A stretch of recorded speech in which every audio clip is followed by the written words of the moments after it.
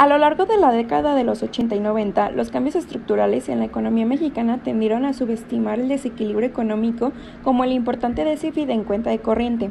Sin duda, los indicadores de las finanzas públicas a medida de los años 90 eran mejores en comparación con los de la década anterior, pero en el contexto internacional, el incremento de las tasas de interés en Estados Unidos, que durante 1994 prácticamente se doblaron, tuvo un tremendo efecto sobre el mercado emergente mexicano. El levantamiento zapatista en el sureño estado de Chiapas y el asesinato de figuras políticas importantes, incluyendo el candidato del partido en el poder a la presidencia de la República, fueron eventos a lo largo de 1994 contribuyeron a modificar la percepción internacional sobre la estabilidad política en México. No solo comenzó a reducirse en el ritmo de entrada de flujo capital, sino que además se convirtió debido a la salida de importantes momentos de recursos internacionales hacia otros mercados. Inmediatamente después del asesinato del candidato presidencial priista Luis Donaldo Colosio, marzo de 1994, tanto Canadá como Estados Unidos acordaron proporcionar recursos a México. Sin embargo, las autoridades económicas mexicanas optaron por no utilizar esos recursos. Sin duda, algunos aspectos poco divulgados en la crisis mexicana son que existía una amplia base de más de 12 millones de inversionistas norteamericanos con participación en el mercado mexicano, que los residentes norteamericanos poseían más del 90% de tesobonos en manos extranjeras con un valor de 16 millones de dólares. Aún después de las elecciones presidenciales de Carlos Salinas de Gortari, los flujos de capital retornaron a México no como se esperaba.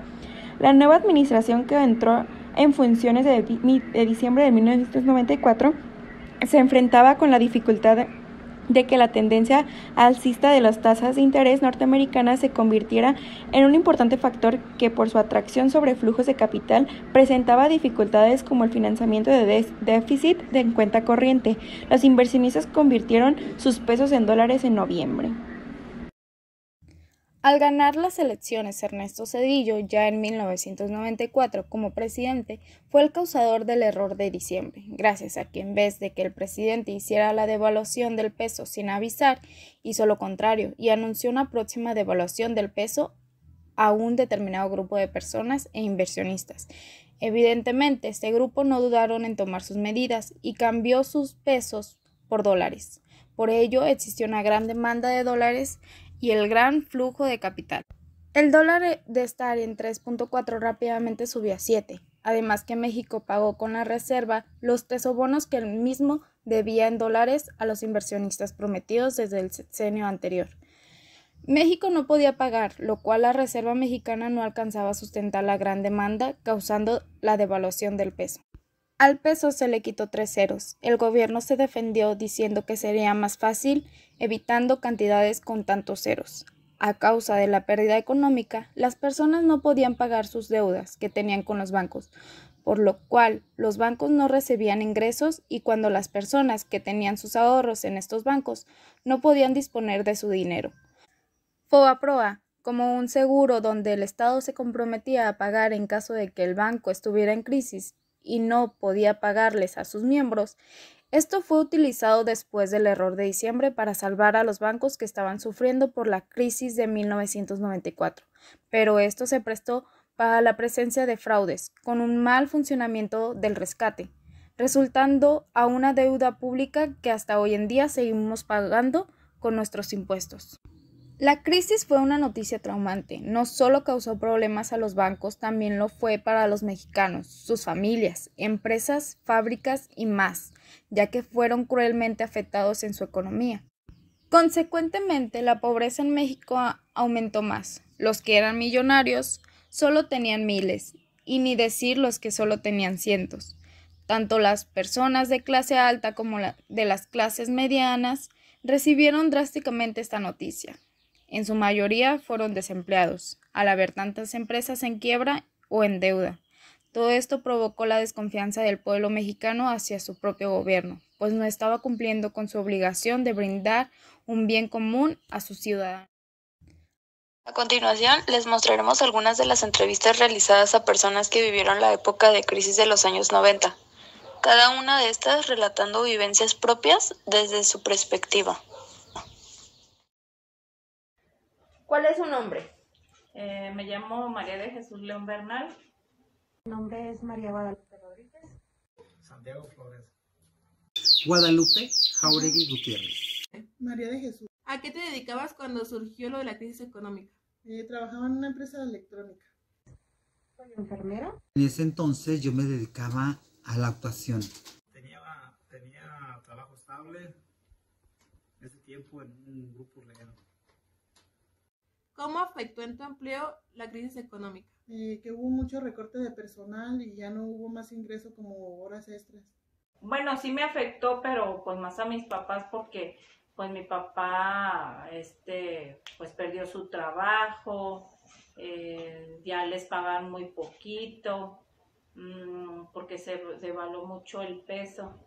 Entonces, pues mis papás ya no pudieron ayudarme, pues ya seguir estudiando. Entonces, pues yo me puse a trabajar ya a esa edad, a los 17. Muchísimo.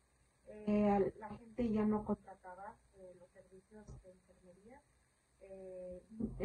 La sociedad empezó a decaer. Porque yo de ser mecánico tuve que bajarme hasta el de albañil para poder pasar ese tiempo. Ya que uno tiene familia, tiene que los gastos pues para comer y para sobrevivir. Me afectó mucho porque me quedé sin empleo.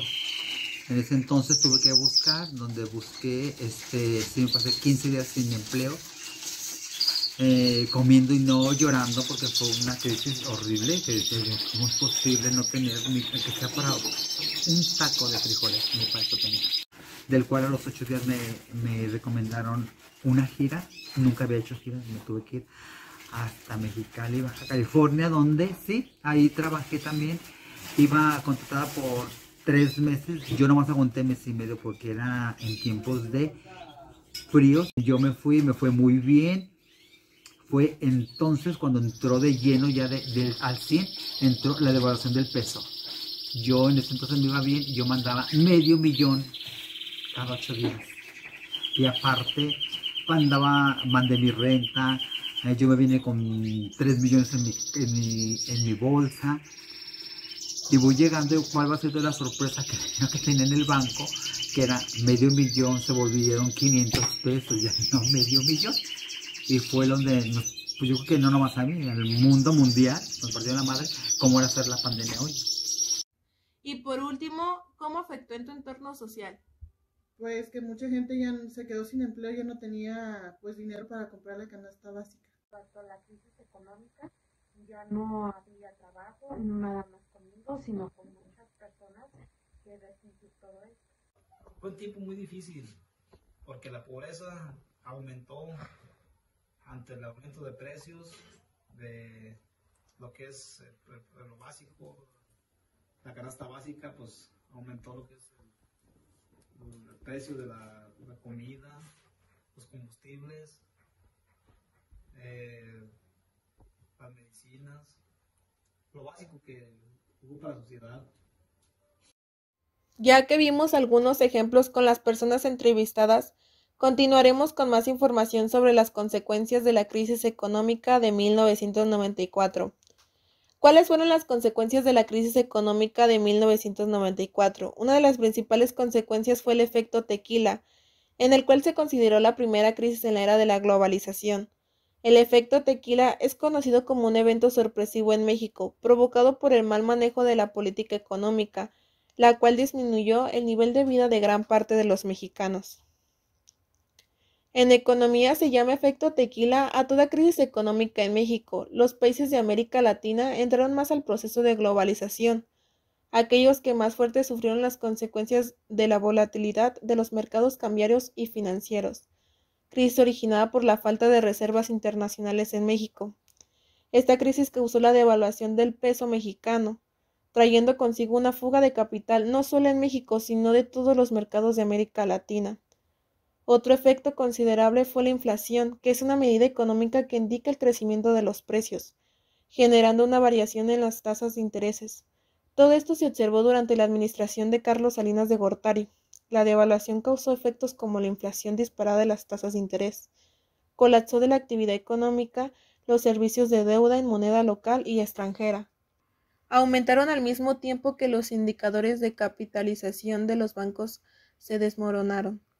así como también muchas familias tuvieron grandes pérdidas económicas, como pérdidas de casas, autos y otras familias lo perdieron todo. Los negocios que tenían deudas en dólares sufrieron un golpe inmediato. La crisis afectó tanto la economía ciudadana como la de clase obrera, campesina, la clase media y media alta, y desde luego a la clase empresaria. Conclusión sobre la crisis de 1994. La caída de las reservas internacionales propiciada por las fugas de capital provocó la devaluación del peso y la imposibilidad de controlar el tipo de cambio, con consecuencias directas en el incremento de la inflación. Podemos destacar que se creó un paquete de rescate por parte del gobierno de Estados Unidos y diferentes organismos internacionales por $20 millones, más de 10.000 millones por parte del FMI, al igual que participó el Banco Mundial y el Banco Interamericano. Asimismo, el gobierno mexicano implementó diferentes medidas ante la situación. Se creó el Acuerdo de Unidad para superar la emergencia económica, el cual otorgó un aumento a los salarios mínimos del 7% e impuso un tope de 12 millones de pesos al crédito del Banco Central. Se emplea el programa de acción para reforzar el Acuerdo de Unidad para superar la emergencia económica, donde se incrementa el IVA del 10% al 15% y reduce el gasto en 10%.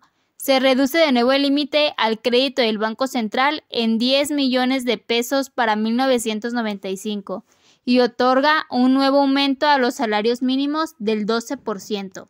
Por otra parte, se creó una estrategia en apoyo al sistema bancario y se realizaron reformas para permitir una mayor participación extranjera en los bancos nacionales. Además, se implementó un esquema de reestructuración de cartera por medio de unidades de inversión.